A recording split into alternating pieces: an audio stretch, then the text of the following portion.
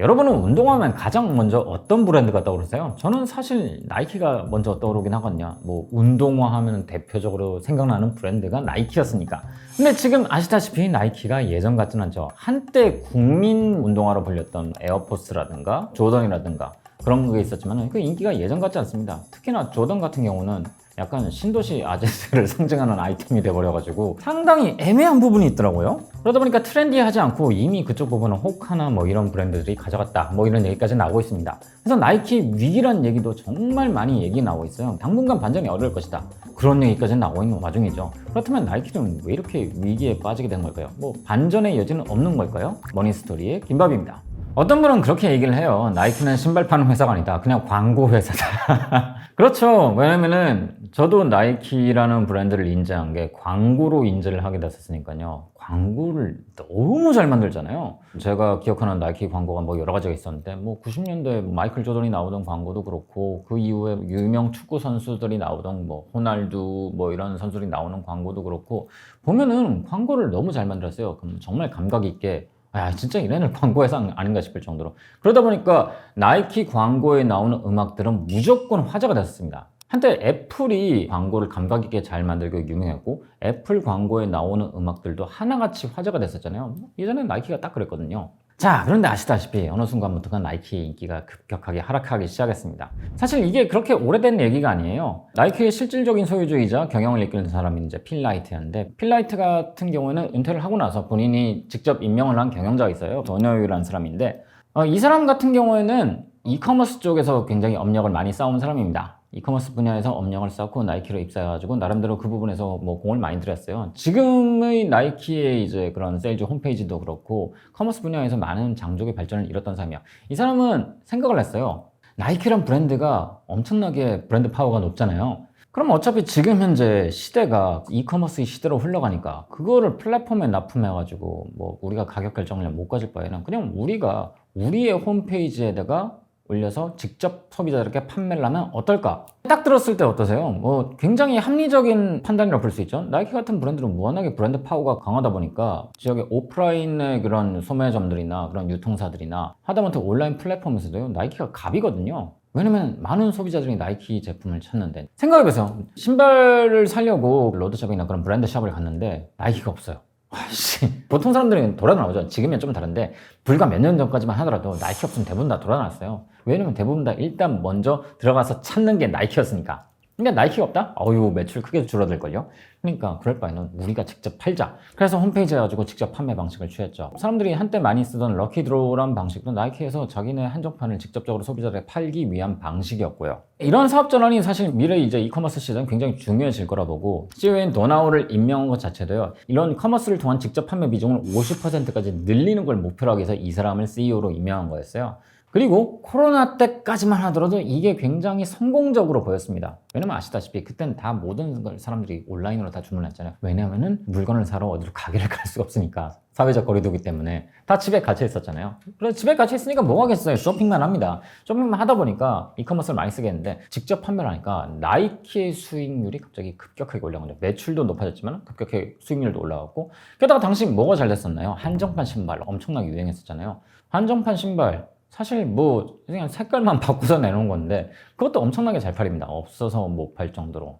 그렇기 때문에 원래는 10% 정도였던 그 나이키 직접 판매, 다이렉트 판매 비중이 거의 한 20-30%까지 올라갔어요. 와, 잘 됐다. 50%까지 계속 늘려가나 추진하다. 더 강하게 밀어붙이자. 자, 그런데 아시다시피 팬데믹이 끝난 후에 어떻게 됐나요? 다들 온라인을 떠나서 오프라인 샵으로 찾아가기 시작했죠. 사람들이 오프라인에서 더 많은 구매를 하기 시작했어요. 그리고 더불어서 한정판에 대한 인기도 줄어들기 시작했어요. 왜냐? 한정판을 너무 많이 팔았거든요. 사람들이 질려버리기 시작한 거죠. 이거 뭐 어차피 색만 바꿔내는 거고, 이게 진짜 한정판인 거 맞냐? 대표적인 게 그 유명한 범거래 덩크 있잖아요. 범거래 덩크 같은 경우는 그 짤 있었잖아요. 지하철에 탄 사람이 있는데 전부 다 범거래 덩크를 신고 있었다. 실제로 판 게 제가 기억하기로도 50만 켤레 이상 팔았습니다. 이게 정말 한정판인가 싶을 정도로요. 생산량을 계속 늘렸어요. 아니, 한정판이면 그거 팔고 끝이었는데 계속 물량이 보충되는 거예요. 그럼 그건 한정판이 아니죠. 자, 그런 식으로 하다 보니까 점점 나이키의 온라인 판매량이 줄기 시작했어요. 근데 더 큰 문제는 뭐냐? 온라인 판매가 잘 되다 보니까 오프라인 유통업체들하고 오랜 거래업체들하고요, 거래를 싹 끊어버렸거든요. 거래업체들이 나이키가 자기들하고 거래를 끊어보니까 자기들도 되게 열받는 거죠. 거래업체를 이렇게 우리가 장기간 거래하는데 우리를 이렇게 무실래? 우리도 안 받는다. 그 자리를 다른 상품으로 대체해야겠다. 자, 그런 상황에서 이제 브랜드 이미지도 점점 노화되고 사람들이 불만도 점점 늘어나기 시작했습니다. 그런 얘기가 있어요. 나이키는요, 짝퉁이 훨씬 더 품질이 좋다, 이런 얘기가 신발을 좋아하시는 분들 사이에서 얘기가 나올 정도입니다. 그만큼 제품 퀄리티가 생각만큼 좋지 않다는 거예요. 근데 뭘로 버텼느냐? 브랜드빨, 광고빨, 그걸로 많이 버텼는데, 가면 갈수록 이제 나이키 방식의 광고와 브랜드가 먹히지 않게 된 거죠. 뭐 브랜드 자체가 식상해진 것도 있습니다. 워낙에 광고 위주로 많이 하기도 했었고 그런 거 많이 밀어붙이기도 했었지만은, 근데 개인적으로는 저는 이 부분도 영향이 있는 것 같아요. 한참 2010년대, 2020년대 돼가지고 미국과 유럽을 중시로 자신의 몸을 긍정하자라는 운동이 많이 벌어났어요. 그러다 보니까 플러스 사이즈 모델들도 광고에 많이 모습을 드러냈어요.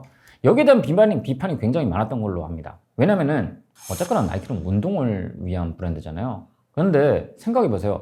원래 광고와 브랜딩을 통한 이미지는 사람들한테 뭔가 좋고 긍정적인 이미지, 뭔가 선망하는 이미지를 심어줘야 되거든요. 근데 갑자기 어느 순간 플러스 사이즈 모델들이 등장하기 시작했습니다. 이게 사람들이 PC적인 관점으로는 그게 옳다라고 생각하겠지만은 본능적으로는 그걸 받아들이기 힘든 거예요. 왜냐면은 나는 건강한 뭐 훨씬 더 마르고 근육질이고 건강하고 날씬하고 섹시한 그런 몸을 원하는데, 정작 시각적으로 보여주는 광고에서 그런 이미지를 띄워버리면은 옳고 그름과 상관없이 사람은 본능적으로 거기에 거부감을 느끼게 돼 있거든요. 저는 그래서 이것도 영향이 좀 있다고 봅니다. 참 아이러니한 거예요. 사람들은 이게 옳은 거다, 이것이 아름답지 하지만은 그게 본능하고는 반대로 움직인다는 거예요. 우리가 옳다고 생각하고 우리의 본능은 반대일 수 있다는 거예요. 그리고 그것이 브랜드에 영향을 미친 거고요. 이렇게 브랜드적인 소모가 심하다 보니까 그 뒤를 치고 나온 브랜드겠죠. 품질적으로는 호카, 온러닝 같은 브랜드들이 많이 치고 올랐고요. 브랜드 이미지 측면에서는 아디다스가 많이 치고 올랐습니다. 아디다스도 그 사이에 바닥을 찍고 더 많이 올라왔어요. 그러다 보니까 점점 밀려나기 시작한 거죠. 브랜드적인 측면에서는 규모로는 반밖에 안 되지만 아디다스가 치고 올리면서 밀려나기, 점점 이제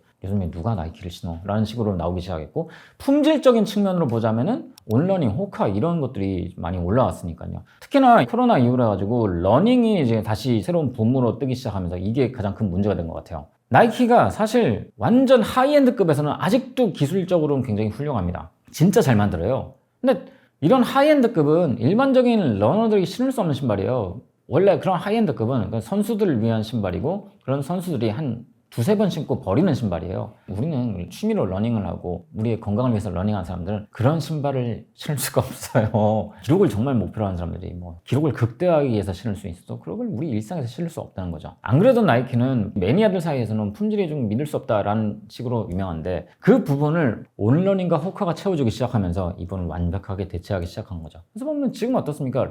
러닝 좋아하시는 분들, 편한 신발 찾으신 분들은 나이키를 더 이상 신지 않아요. 온러닝, 호카 그것이죠. 물론 국내에서는 그것 때문에 좀 비싸가지고 다들 뭐 해외로 나가서 사오시는 분들도 있지만은, 뭐 그러다 보니까 이제는 사실 나이키가 예전 같지 않다라는 말이 나온 상황이죠. 존 도널드 회장 잘리고 이제 새로운 이제 나이키 내부에서 이렇게 끌어올려가지고 나이키가 다시 부활을 선언했지만은 이게 쉽지는 않은 상황입니다. 원래 흔들리는 브랜드를 다시 부활시키기란 굉장히 어려운 거거든요. 그렇기 때문에 나이키가 언제 다시 반전을 이뤄낼 수 있을지, 그러려면 제가 보기엔 일단 광고부터 잘해야 됩니다. 그리고 제품 디자인을 싹 바꿔야 되는 것 같고요. 제품 디자인은 너무 공을 안 쓴 것 같은 느낌이 많이 들죠. 손 놓은 것 같은 느낌이 많이 들어요. 좀 많이 개혁해야 될 필요가 있는 것 같습니다. 자, 아무튼 오늘은 이렇게 신발의 제왕이었던 나이키가 왜 이렇게 흔들리고 있나, 그리고 왜 그렇게 되었나를 중심으로 이야기를 해봤는데요. 혹시나 궁금하신 점이나 다른 의견이 있으시다면 댓글로 남겨주시고요. 그럼 저는 다음에 또 다른 재미있는 이야기로 찾아뵙도록 하겠습니다. 안녕히 계세요.